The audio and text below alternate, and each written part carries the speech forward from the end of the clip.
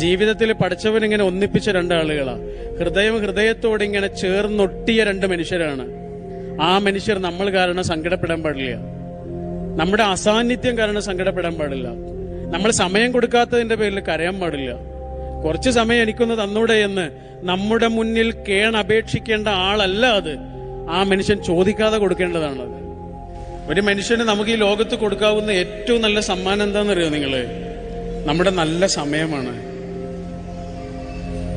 ചിലപ്പോ 5 മിനിറ്റ് മതിയാവുന്നേ. എത്ര മതിയാവും? ഭർത്താവ് ഗൾഫിലും ഭാര്യ നാട്ടിലും ആയിരിക്കും.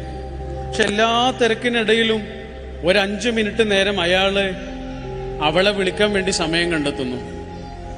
ആ 5 മിനിറ്റിൽ പ്രത്യേകിച്ച് പുതിയ കാര്യങ്ങളൊന്നും ഉണ്ടാവില്ല.